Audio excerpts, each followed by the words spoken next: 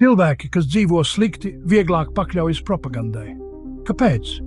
Jo nabadzība nozīmē ierobežotas iespējas.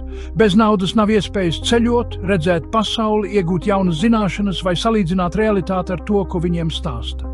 Viņiem atliek tikai ticēt tam, ko saka vara, jo citas alternatīvas viņi nepazīst. Tieši tāpēc valstīs ar spēcīgu propagandu, piemēram, Krievijā, Ziemeļkorejā un Irānā, cilvēki tiek turēti informācijas burbulī, kur vienīgā patiesība ir tā, ko piedāvā režīms. Kad cilvēks ikdienā cīnās par izdzīvošanu, viņam nav laika kritiski domāt. Viņš nevar atļauties apšaubīt sistēmu, jo sistēma ir tā, kas viņu baro, kaut vai ar mazumiņu. Un tie, kas kontrolē šo sistēmu, to zina.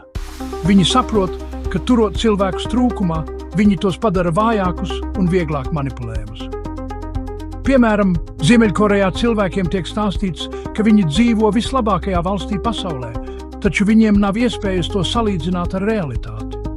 Krievijā vara rada ārēju ienaidnieku, lai novērstu uzmanību no ekonomiskajām problēmām, kamēr Irānā propagandas aparāts uztur stingru ideoloģisko kontroli, lai apslāpētu jebkādu opozīciju. Propaganda visbiežāk darbojas tieši tur, kur cilvēki dzīvo slikti. Tie, kas ir pārslogoti, noguruši un izmisuši, ir visvieglāk vadāmi.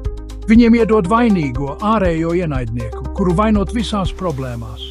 Viņiem iedod cerību solījumus, ka ja tikai viņi sekos norādījumiem, kādreiz viss būs labāk. Bet vai tas kādreiz notiek? Un tā viņi dzīvo, ticot vārdiem, kas nekad nepārvēršas darbos.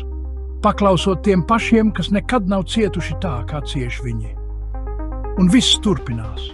Bet kamēr cilvēks ir nabadzīgs un nezina, ka pasaule ir lielāka par to, ko viņam rāda, viņš nekad nesapratīs, ka viņš pats ir šīs spēles upuris. Alternatīvas zināšanas un teorijas, kas liek domāt plašāk un apšaubīt ierasto. Atklājiet patiesību, kas slēpjas aiz oficiālās versijas. Luxtris.com